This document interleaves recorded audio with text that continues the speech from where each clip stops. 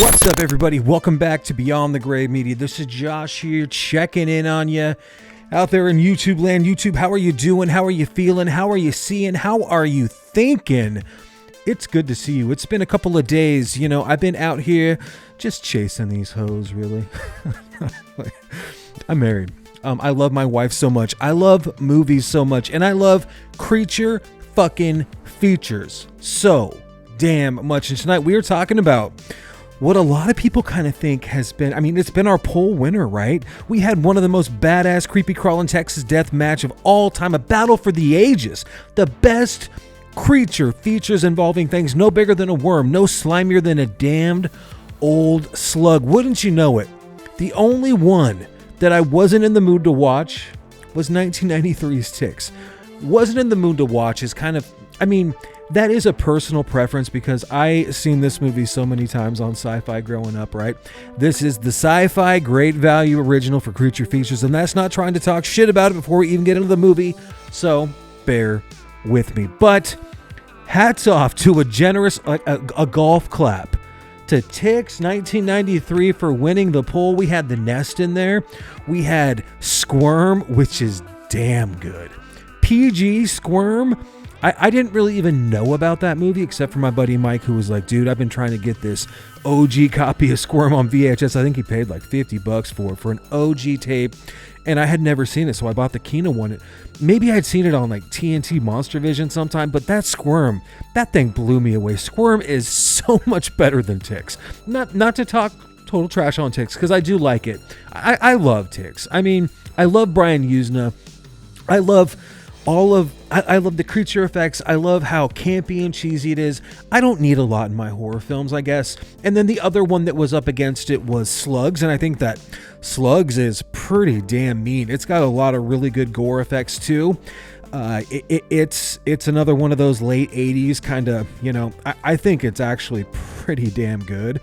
I got the Arrow release in there, and then we had The Nest, which I was going to review The Nest no matter if I would have put like a number 5 that wasn't even on the list, if something else won, I was going to cover The Nest, because I think Cockroaches in The Nest, that is a damn good movie. But Ticks is our winner, not trying to like take the piss out of it. Ticks is it's a movie. It's a movie. So before we even get started here, we got to talk about a couple of young actors who are about to become superstars. The young thug Panic, played by the never intimidating Carlton Banks, right? That dude from Fresh Prince of Bel-Air is in this thing.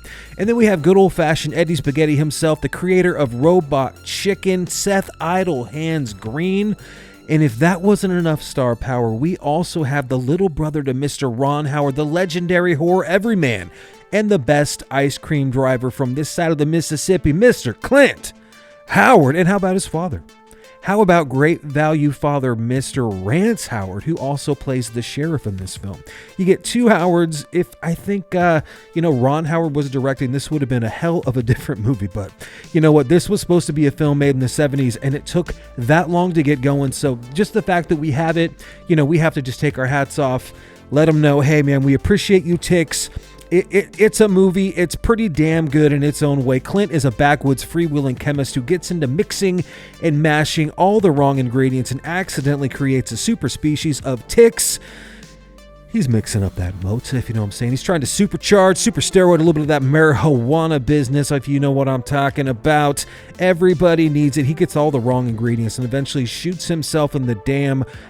Well, he just becomes infested. He becomes infested by these ticks, and I'm spoiling it. However you found me.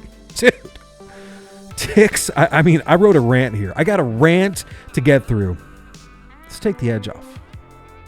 Thanks for being here. Ticks is an eco-horror film from 1993 that blends horror, sci-fi with a little splattering of campy fun. The story kicks off in a remote California summer camp where a group of troubled teenagers are sent for some much-needed R&R and rehabilitation, but instead of finding peace, they stumble upon a sinister secret, a batch of genetically engineered ticks that have been mutated to grow larger and more vicious. As the ticks start to wreak havoc, the campers and their counselors find themselves battling these grotesque creatures that are more of just a nuisance. The film plays off classic horror tropes with plenty of jump scares and, a little bit of that surprising heartfelt moments as the characters face off against their fears and those ticks and their basic ass personal struggles. With the cast that includes some familiar faces, including a young Seth Green, Ticks manages to be entertaining and a little bit of a cult classic. If you're into offbeat horror flicks, offbeat is really the key there. With a twist, this one might just be your speed. Now,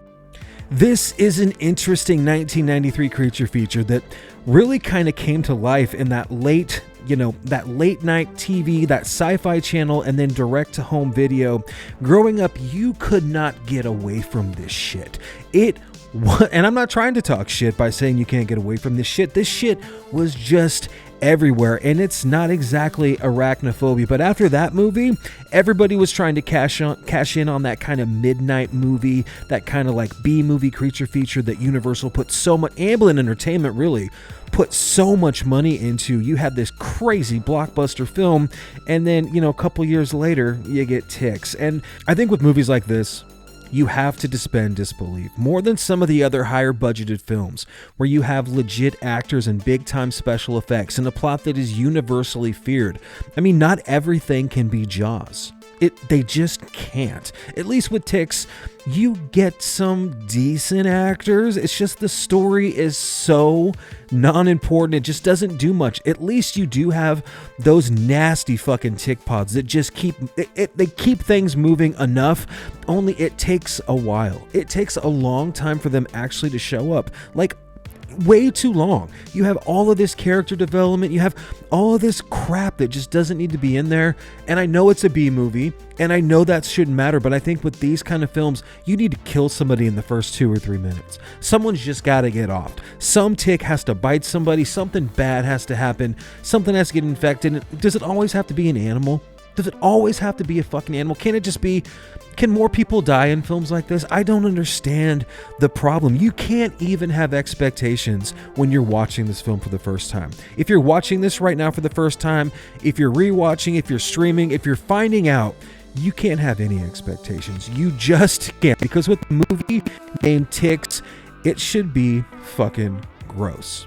It shouldn't make you feel good, and you definitely shouldn't have any preconceived notions about character development or color timing or cinematography.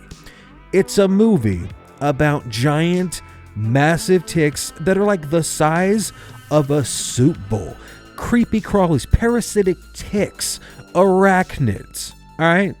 You don't need a whole lot else. You just need to show them on screen. I know the whole budget was spent on these ticks, so just give me more ticks. I just need more ticks like all the time. Really, I just want everyone to die. Any busted ass 90s morals, safe romantic encounters, Quaker Oats, and fucking Dunkaroos. I don't give a shit about that. I want ticks eating people, infesting people, making people these human piñatas. I want all of that, and I want it quick. I want big bug energy. Okay, I want bug sacks that turn rednecks into piñatas thanks to Brian Usna and that fella that made Hellraiser 2. This is not Hellbound Hellraiser 2. And that's okay. You gotta wade through some insufferable shit to get to some amazing scenes with the infested Clint Howard, right, where he is so infested, he just won't die in this film. He just keeps coming, it keeps cutting back to him. It's really like a story of two films because it takes this crazy like outdoor life, outdoor adventure, outdoor school thing, this whole other story, and then you got Clint Howard out there, trying to cook his drugs up the right way with these pesticides and these steroids, and he just won't go down. He just won't. And when that woman like finds him and he is just like bursting, he is just full of ticks, dude. He's just swole up with ticks, right? And he's like he's got the gun, he's just doing anything to end the suffering, and he ends up just shooting at his own kneecap to bust the tick. That scene is fucking great. It should have just been Clint Howard. This could have been a one-man show. Not to say F Seth Green, but just give me Clint Howard running from these ticks, man, for an hour and 40 minutes in the woods. That's all I need. Dead dog in the vet, right? And they're going to shoot it up and reanimate a reagent. Then all of a sudden they'll be surprised when these ticks are still alive and they go scooting and scurrying across the floor. That's a pretty badass scene, right? They're just going to get smushed. they're just gonna get smushed. They're this big. How do you not smush them? Pretty awesome scene, right? I mean, everything is so made for TV, that after school special, stereotypes in the acting. The final scene in the cabin, though, it does make ticks worth the price of admission, I suppose, right? Ticks cook from here, there, and everywhere. They're just cooking in this cabin. Everyone is just getting some. They're just festering everywhere. That's pretty cool. You get a little body horror. You get good old Carlton just being swole up with ticks, and he just ends up like bursting at the seams. That's pretty damn awesome. You got the rednecks killing each other off, running through, oh yeah, like Kool-Aiding themselves through the walls. There's some cool stuff there. It's just a little late. I mean, it's fine. I fucking love schlock, man. I do. I don't need a lot in my horror films to like or hold something in high esteem. I'm not trying to totally shit on ticks. I'm just saying, like, this film is like, it's a 6.5 when it could be an 8. And this version from, Vinegar Syndrome looks great. The 4K looks incredible. It has no business looking that good. It makes it look like it's not a sci-fi original, right? It does have a little bit of rewatch value when you have such a good transfer. It's just great value, parasitic arachnids, right? It's arachnophobia, Sam's choice. Guys, I love creature features so much. I don't know if you can tell, but this is a pretty easy video for me to make. I didn't do any cuts or editing. So if you made it this far, thanks for being, subscribing to this channel or finding me for the first time. It means a lot. Hit that like button, comment. I mean, I want to talk about all the creature features all the time. I really just want to talk about orca, little grizzly, right? Maybe a little piranha too. Just stuff that's straight to video, bad creature features, animal attack videos that nobody else likes. Like, no one talks about them, so I think it's kind of fun to shine a light on them. Really, the only one that I didn't want to win, I wanted to talk about slugs or squirm, but ticks won, and that's fine. It's a good movie, not a great movie, but guys, thanks for being here. Stick around. I'm covering the new Street Trash this weekend, and then I got another Unearthed film I'm gonna review maybe Sunday night. So appreciate you guys hanging out. Take care of yourselves. Have a great damn weekend. And dude, watch more bad. Fuck what anybody says, dude. Just be a good person and watch more bad B creature features. Who cares? As long as you're nice and you go to bed at night, you can watch the worst films. Take care. Cheers.